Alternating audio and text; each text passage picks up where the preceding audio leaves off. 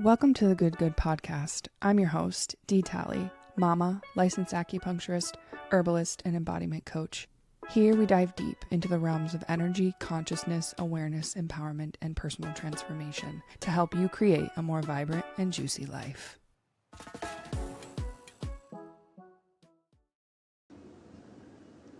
Hello, my friends. This is Dee Talley, and you are listening to the Good podcast. Today, we are talking all things sleep. So we're going to talk about what insomnia is from an ICD-10 criteria perspective. So like from a Western medicine perspective, we are going to talk about Chinese medicine in terms of what is sleep dysfunction, what are the patterns of sleep dysfunction, and a little bit more about sleep hygiene.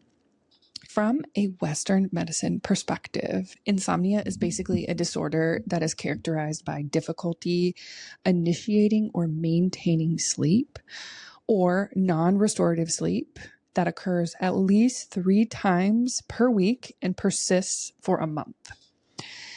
And the other criteria is that this dysfunction causes clinically significant distress or impairment from social, occupational, or other area of functioning. And so sleep disturbance is actually really, really common. Insomnia can be a primary diagnosis, but it can also be a secondary diagnosis where the root cause isn't actually insomnia. It's something else that is causing the insomnia. And so sleep is really important in all ways, shape, and form, right? So our brain detoxifies, our immune system function is dependent on it, our hormonal regulation, our cardiovascular health, our regeneration of cells, and our metabolic cleanup. This occurs when we are in sleep. Sleep is not just rest. It's your body's nightly appointment with a physician, right? Your system has a job to do, and it can only do that job while you are asleep. So you can see how this can cause some problems with our health if we have trouble either falling or staying asleep. So your brain essentially washes itself, your heart slows down, your immune system builds its army, and your spirit returns home. If you miss sleep, you're not just tired, you're out of sync on a cellular and spiritual level. And so we often think that the causes of insomnia are stress, caffeine, too much blue light or screen time, hormones, and it is to an extent, but there is more to the story than that. In Chinese medicine, your shen is the spirit. It gives you that spark. It can be seen through the eyes, your clarity, your ability to connect and to feel at peace.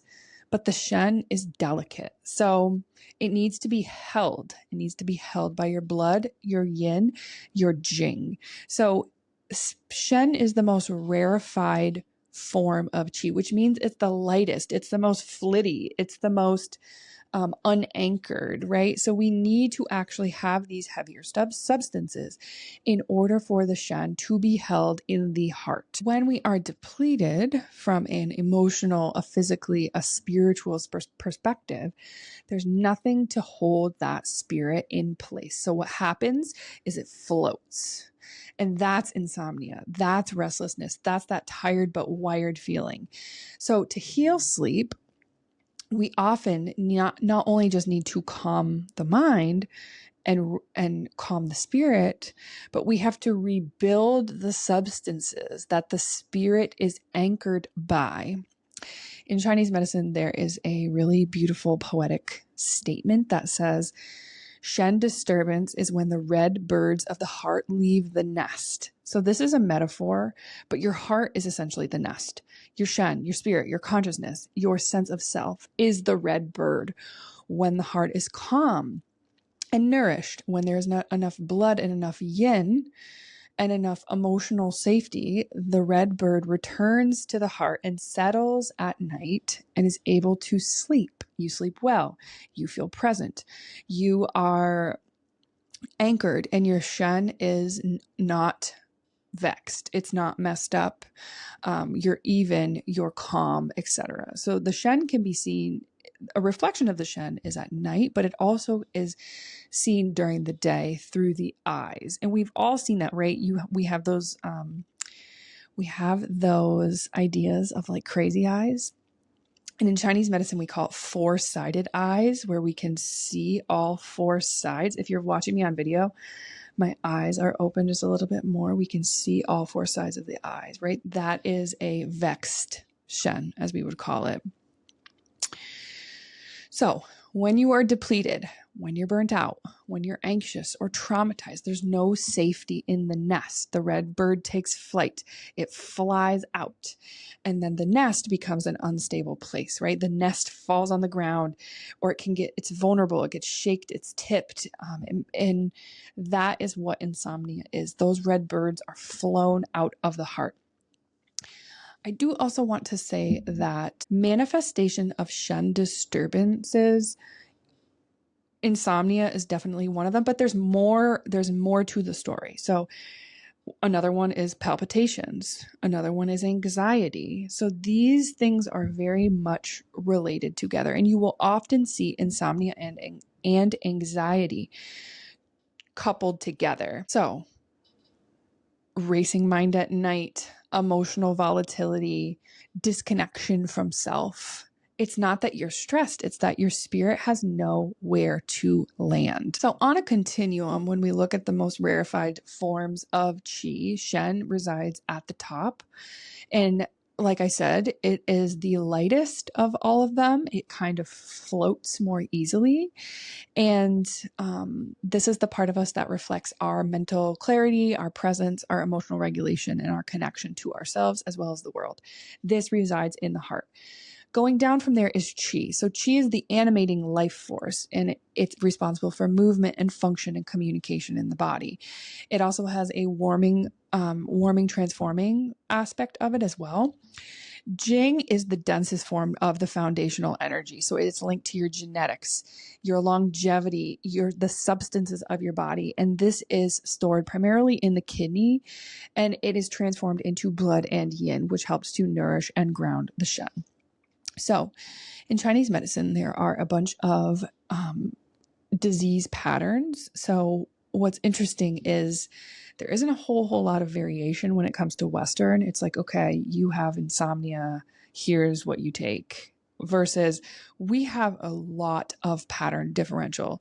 So if you were a patient of mine and you came into me and said, I'm having a hard time sleeping, we would have a very long conversation about, is it trouble falling asleep or staying asleep? What is actually happening when you're trying to sleep? Do you need to wake up to use the bathroom? Are you feeling panicked at night?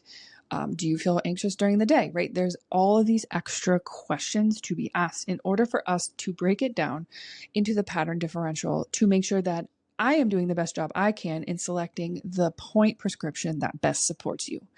So I am going to just run through some of these patterns, and I understand if you think that I'm like speaking a different language. This is a totally different paradigm to view, a lens to view the body in. But with each one of these, I will give a little background and a little information. Now, with that said, if you are having trouble sleeping and you need further help, I want to just tell you that I'm not a medical doctor and that you should see your doctor if you feel like you need that extra support. In addition, it would be a smart idea to seek out individualized care, because this isn't me diagnosing you and telling you what to do. This podcast is really just for information. So we're going to start with the repletion patterns. The repletion patterns are basically the patterns that are in abundance, in too muchness, right? They're not in deficiency, which means that there's not enough. So the first one is liver qi stagnation with stagnant heat or fire. So all of these patterns pretty much have some type of emotional turmoil underneath, but in this pattern, it's anger. So anger, resentment, and irritability. So when the liver qi gets stagnated, what happens is it disrupts the flow of qi around the body. There is trouble falling asleep. There is trouble staying asleep. And you can often have very intense, traveling, active dreams where you feel like you're laying down to rest, but you're actually really busy. Like there's a lot of busyness happening. You might wake early in the morning between the hours of 2 and 4 a.m. And this is often worse with stressors. So it can be associated also with other symptoms such as headaches, dizziness, frequent sighing, and irregularities in either your period or your bowels, or both. So irregularities meaning kind of like an IBS situation where it's like alternating diarrhea and constipation, as well as period flow or length and duration of period. Okay, the next pattern is heart fire. So this would be when severe heat is impacting the heart or the nest. So what happens is there's frequent waking and restlessness and agitation. This is a pattern really associated with anxiety as well as palpitations because heat burns up fluids and yin. And so this can lead to things like heat going upward, a red complexion, a bitter taste in the mouth, thirst for cold fluids, and there can also be concentrated or painful urination where you look at your urine and it's very, very concentrated. It might even look like it's orange or red. This is heart fire. Okay. The next is a stomach pattern. So it's stomach disharmony. And this is actually a type of food stagnation. It's insomnia that you have fullness in your stomach with discomfort, bloating. You might even feel blocked in your upper stomach area, your epigastric area. And it can be accompanied by things like acid reflux, nausea, loose stools, abdominal pain, or distension in your belly. So oftentimes the insomnia that's associated with stomach disharmony is actually you overeat before bed or you eat too late at night. The next pattern is phlegm heat. We're still on the repletion patterns right now. And I know I am kind of moving quickly through these just because I understand that you're not a traditional Chinese medicine practitioner and that this should be really understandable and kind of easy to listen to, right? Because you're not a student of Chinese medicine. But who knows? Maybe after this you might be. So the next is phlegm heat. So this is when obstruction weighs down the rarefied aspects of the heart shen. What it causes is clouded consciousness. So this can be a sense of vagueness, dissociation, a fitful waking or dreaming where you don't quite remember those dreams. Your early waking hours is about 4 a.m. with inability to fall back asleep. And this can also be associated with palpitations, anxiety, nervousness, restlessness, irritability. You can also have overt signs of phlegm, like heaviness in the head, phlegm in the head, fullness in the chest, neck, throat, or upper area. So that is phlegm heat. And the last is blood stagnation. Blood stagnation is typically a type of insomnia that occurs with an acute injury. However, there is chronic blood stagnation that occurs as a sequela to a longer term dysfunction underneath. And so this is persistent insomnia with dreaming and restlessness. There may also be low-grade fever, and there may also be fixed or sharp pains that occur at night that feel like pain is part of the picture of waking you up. So next we move to our deficient patterns. So the first one is probably one of the most common insomnia patterns, and this is heart, blood, and spleen qi deficiency. So when the heart should be settling down and coming down into that yin phase, it is unanchored by heart blood. So the number one symptom associated with this is difficulty falling asleep due to an overactive mind. So this is either rumination of thought. This is you can't switch your mind off. This is, and it can also be very much associated with anxiety too. And a similar type of thought pattern of rumination. I can't switch off my mind is what I normally hear. The palpitations can occur, but you can have palpitations with or without anxiety, but mostly anxiety is part of this picture. And this is also a pattern that accompanies panic attacks, or phobias, or fear. There can sometimes be poor memory, forgetfulness, a feeling of lightheadedness or fatigue, poor appetite, bloating after eating, bruising easily. Your hair might be falling out. And this is also associated, this is a really common pattern in women. And because of its period associations. So this is a pattern that is seen often in a person who has very heavy flow, heavy periods. The next pattern is heart and kidney yin deficiency. So at night, the yang aspect of the body is starting to subside, and yin is the star of the show, right? So deep yin will anchor and ground that shen so that the mind can rest. Inability of this shen to be secured can cause agitation. So this is anxiety with frequent waking, or you feel like you're hot and you're sweaty, because basically kidneys water is going to cool heart fire. So when there is a disharmony between those two, you can have agitation, feeling hot at night. Your hands and feet might feel hot. You might sweat at night. You may have a dry mouth or feel dizzy or like your ears are ringing. There may be forgetfulness and low back pain. The next is liver, yin, and blood deficiency. So this is a type of insomnia that has frequent waking, lots of dreaming, and this is the main pattern for sleep, talking, and walking. So you may have very active nighttime activity, dry mouth and throat. There may be eye problems, so visual stuff going on, whether that's floaters or dizziness. And the last pattern is heart and gallbladder qi deficiency. So this is a shen instability that is often congenital, or it's a disruption of shock. So this is often seen in trauma and trauma survivors. So this is a waking in the early morning hours, unable to fall back asleep, easily startled or frightened, or upset by events that would seem trivial.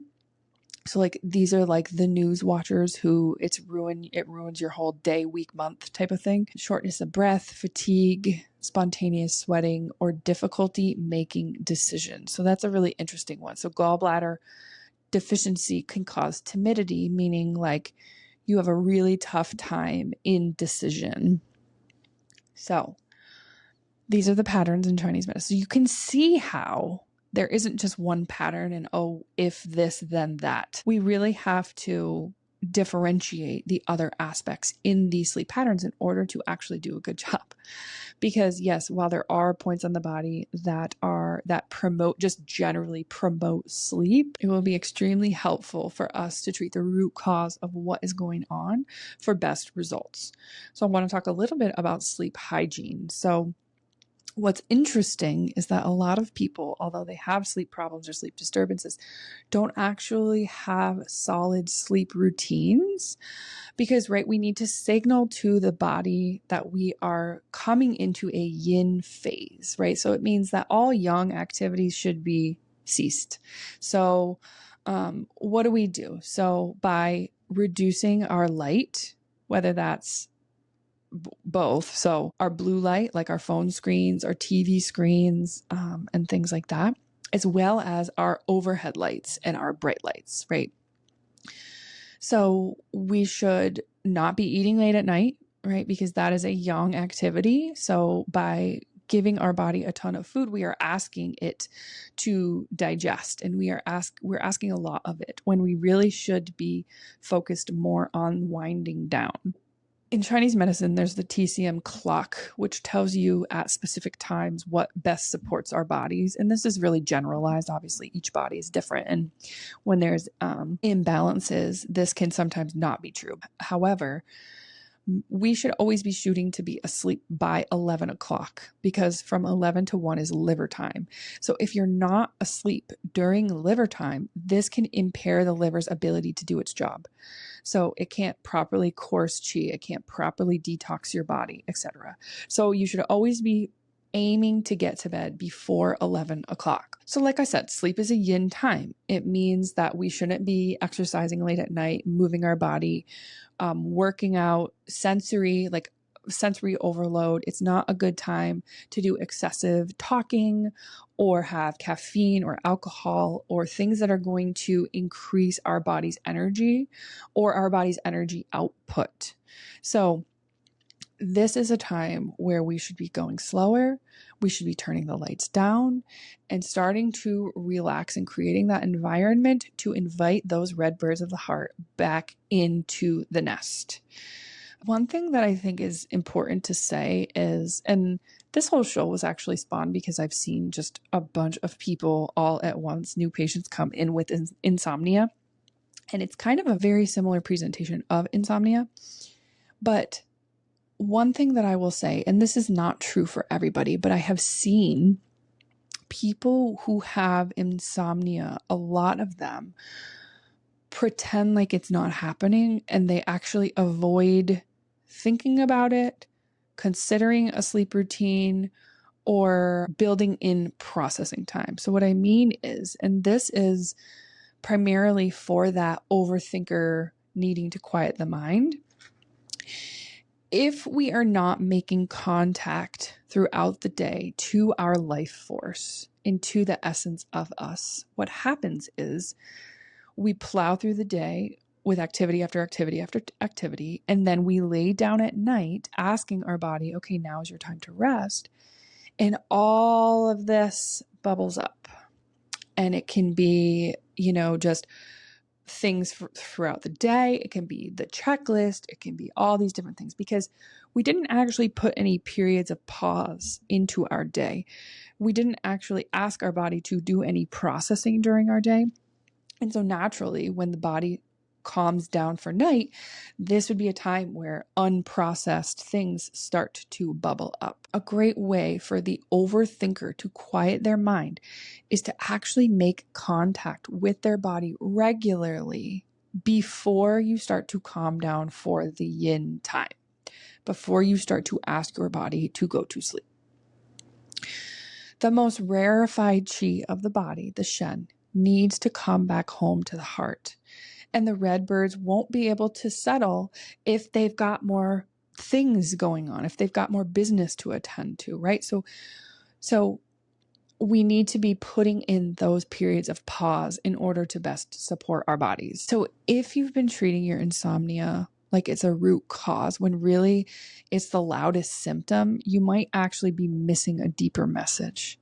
So in Chinese medicine, we're always looking to treat the individual and not just the problem. And this is also a really, really great complaint to have, to seek other things like therapy, like massage. Now, I'll tell you why. So in massage, we are actually intentionally moving our body. No, it's not like an exercise moving, but chi and blood is being moved manually through our body. And it's prompting us to do that moving as well. And so this can often be really helpful for people who have insomnia, because it can be that built-in processing time. The other thing is having a therapist or a mental health person helping you understand more about what is actually the root cause or what is going on. Because oftentimes insomnia patterns have deeper emotional things going on. Now, I'm not saying that with any type of judgment, but we can't just expect that we're going to treat the root cause by just treating the sleep problem. There might be other things that are going on underneath. So that's just something to keep in mind.